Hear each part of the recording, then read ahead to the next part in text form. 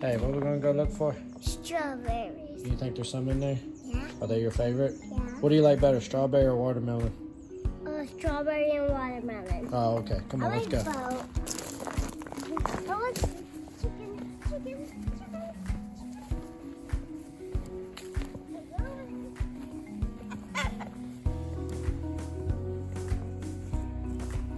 What's up, hey? What's up, big dog? Hey, you had some babies. What's up, guys? Staying here from Rocky Creek. Been gone a long time. Gonna head down here to the garden because in the afternoon, G-Man here really likes to find strawberries. We're kind of at the early stage of picking them. They just got kind of started up here in the last couple of weeks. So we usually just get about a handful at a time, but he loves them. So let's go down and grab these real quick, and then let's talk about a really big project that we got coming down the pipe. We got a lot of cleanup to do in here. So I really should have thinned out these strawberries last year, but I didn't. Gonna have to do it at the end of this year. So they're like super overgrown, but let's see what we got in here. What is that? You can see how many, there's a ton in here that are green. Oh, here's some, Bubba.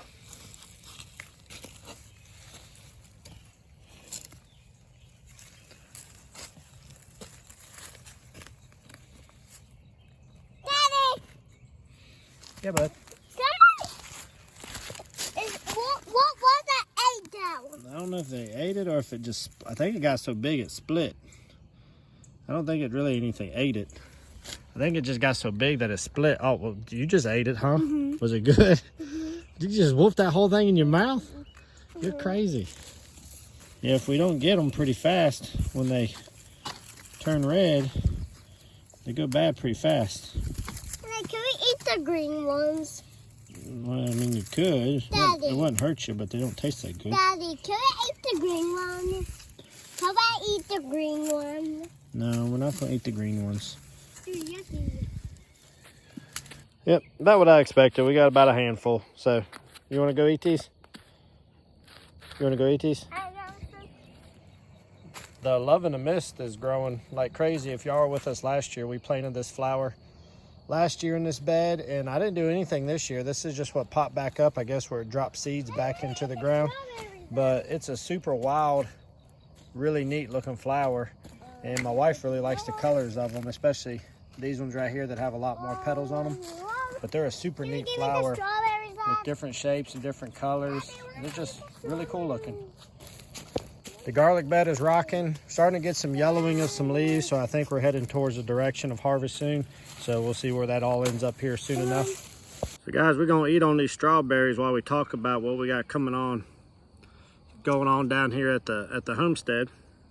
And that is, we got a really big project coming down the pipe. We're actually gonna be adding on to our home. Slime. Daddy. There you go. Dad, look at this. It's so we're going to be slime. doing Daddy, slime. Yeah. It's So we're going to be doing a big addition. Well, it's not really a huge addition to our house, but the thing is when we bought this property that we're on, we have 3 acres, but we are only a few minutes from a nearby city. And to find any sort of acreage in this particular area that is close proximity to town is very hard to do, or can be quite expensive. And so we were very fortunate when we came across this, and it was an affordable price for us at the time. But in turn, we sacrificed size of our home in exchange for proximity to town. And so our home right now is just under 1,200 square feet. And that was perfectly fine for us. I mean, I know there's a lot of people that live in much smaller space than what we are, but for our comfort level and what all we got going on, it was fine until Wildman here was born, and then things got a little tight after that. And so we've been trying to do some brainstorming, and so we're actually going to be finishing our garage into like a family room or hangout area, especially as the kids are getting older and they're going to start having some friends over. And then we're going to have like a 6-foot covered breezeway, and then we're going to build a new garage off of that breezeway. So it'll be really neat. We're really excited about that. They're supposed to break ground later on this week. It's been, I don't know, about a month-and-a-half process getting the permits and the drawings and all that kind of stuff. And so we're finally to the point that they're supposed to come this week to get started. Of course, the first thing to be done is concrete and foundation work. Yeah, bud. It's coming up. Yeah, it's an ant. So the concrete and foundation will get going after that, and they said that'll probably be the most time-consuming part. That and of course framing, and then everything gets rolling from there. So we're kind of excited and nervous about that, and we'll share that with you as they get started with some of the work.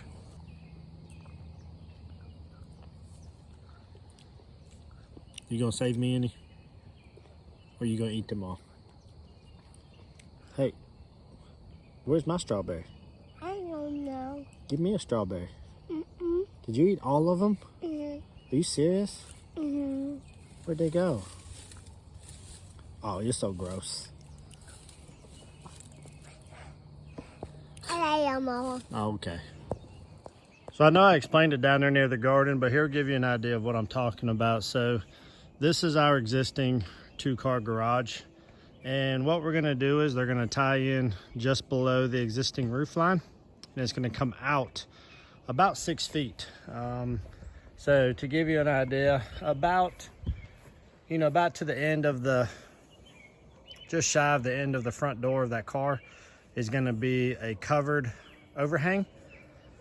And then we're gonna close up that door, and then this doorway will become like a sliding glass door or a French door of some kind that will open up, and then directly across from it, the current garage will start about in here and go out this direction that way. And so there will be a door directly across from these doors that will give us access into there. But even if there's inclement weather, we'll be able to stay dry. And then instead of driving and turning into the garages that way, the doors will actually be facing back towards us. So you would come straight up the driveway and into the doors. And the good thing is that even when we do our measurements, the new garage should end about right in this area, so we'll still have a lot of extra space over this way for additional parking. So anyways, guys, we're really excited about this. It's kind of nerve-wracking when you got a big project going on like that. Of course, then you got to, of course, pay for the project, which adds a little more stress to things. But we tried to really think this through, and basically there's 2 big things we were thinking about doing. One was get a tractor. 2 was trying to add space to our home.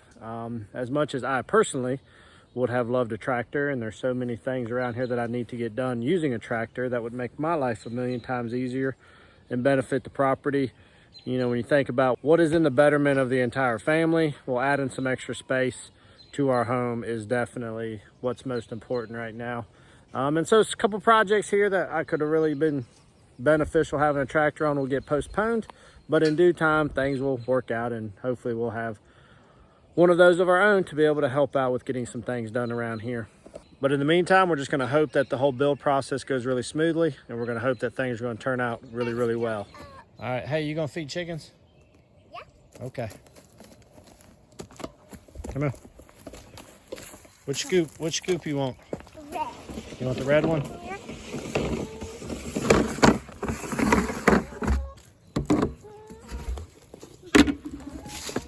You don't want the blue scoop?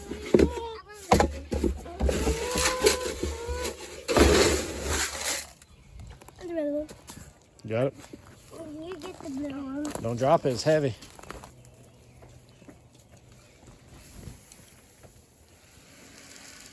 Oh, you overflowed it. I gotta get an egg. Now you gotta get an egg. Yeah. He says he wants an egg because his big thing that he loves to do now was, I found a really old egg one time. I gave it to him. He broke it. If you don't follow us on Facebook or Instagram, but it was like the incredible unbreakable egg. He kept stomping on it, couldn't break it. Finally, it did break, and the chickens went crazy for it. And now he wants to break an egg every time we come down here. Usually I'll find one that's pretty heavily soiled and let him do it with that one. We have to enter the danger zone though, because somebody is in full nest mode and protective. What? What? Hey, why are you so mad? Stop. Hey, don't be mad. It's okay. Hey, stop. Don't be like that. Oh, Gertie. In lay mode. I think I saw an egg way over here. Yeah, there's one. So you get a nasty one like this, I'll let him break this one. It's not a good egg. Calm down.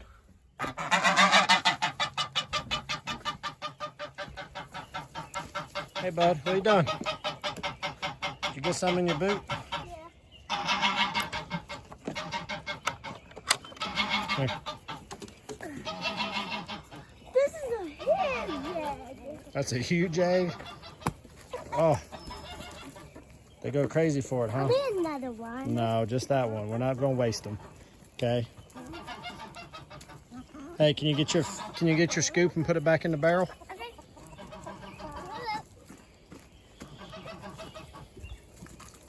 Let me come back in here. Put this into the water. Y'all heard me say earlier that Hey Hey's a daddy. Well, so is Bruce.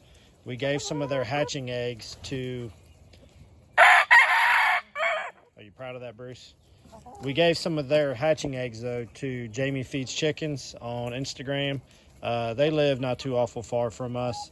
And she had a broody hen, a Buff Orpington, and she really wanted to experience hatching her own chicks. So we gave her 16 eggs, I think it was, or it might have been 18.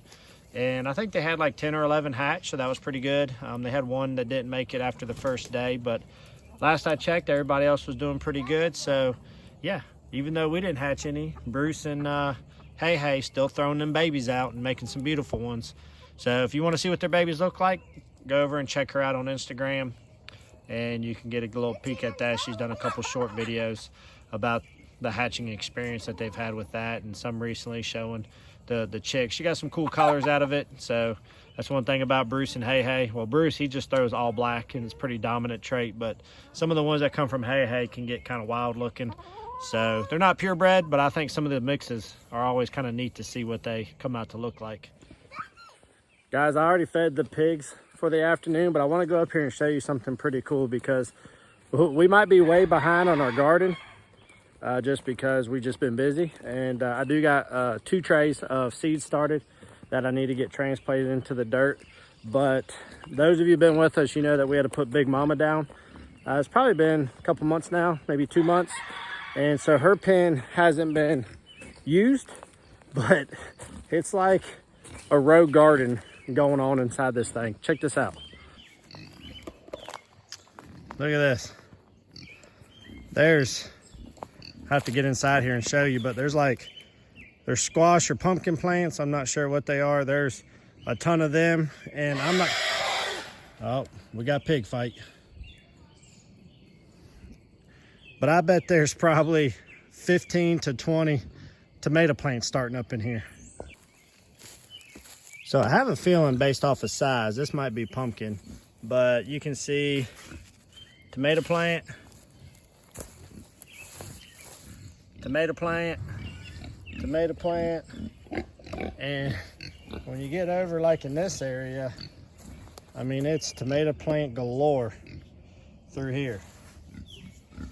And there's a whole bunch more over in that area. What, May May? Why are you beating up on people? You know he can't handle it. You're too tough.